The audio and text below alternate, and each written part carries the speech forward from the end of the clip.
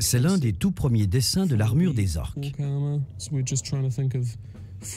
On voulait qu'il soit terrifiant, les habiller de manière presque perverse.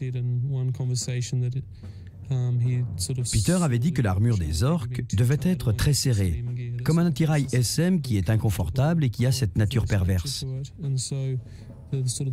La ceinture qui monte trop haut, au-dessus de la poitrine, fait penser à quelqu'un qui remonte son pantalon beaucoup trop haut. Il fallait quelque chose qui casse la silhouette humaine ou la façon de s'habiller d'un être humain. On a décidé ça après qu'il fut devenu évident que nous devions utiliser des acteurs humains pour interpréter les orques. Nous voulions trouver les détails les empêchant de ressembler à des êtres humains normaux pour qu'ils n'aient pas une façon habituelle de porter une armure, un vêtement ou même de tenir une arme. Tous ces croquis ont été réalisés bien avant que l'armure des orques soit fabriquée.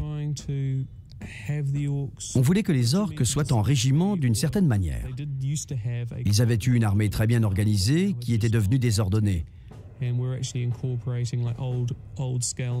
Alors on a ajouté de vieilles tuniques d'hommes et de vieux casques.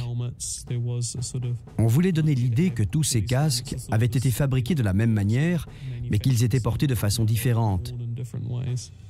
Et qu'ils avaient rajouté dessus des choses qu'ils avaient faites eux-mêmes. C'était plutôt un orque gobelin. Sa stature est beaucoup plus petite et avec l'armure, il fait très Donjons et Dragons. C'est un souvenir de mes jeunes années quand je faisais des jeux de rôle. C'est sûrement l'un des tout premiers concepts. Je crois que c'est le 3e dessin que j'ai fait pour ce film. J'essaie de trouver tout ce qui peut leur donner un air méchant et qui montre qu'ils n'étaient pas très soigneux. L'armure est vieille et rouillée et les vêtements sont en désordre. L'arme est vilaine, faite avec n'importe quel métal, n'importe quel bois. C'est une énorme lame. C'est un peu trop surchargé en courbes et en pics, je trouve. J'étudiais la stature de l'orque comparée aux gobelins et à l'Uruk-hai. Les orques s'accroupissaient un peu plus bas et les Uruk-hai se tenaient un peu plus debout.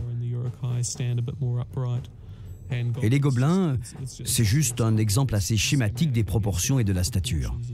J'aurais peut-être dû mettre le gobelin devant, ça aurait fait penser à ces images sur l'évolution.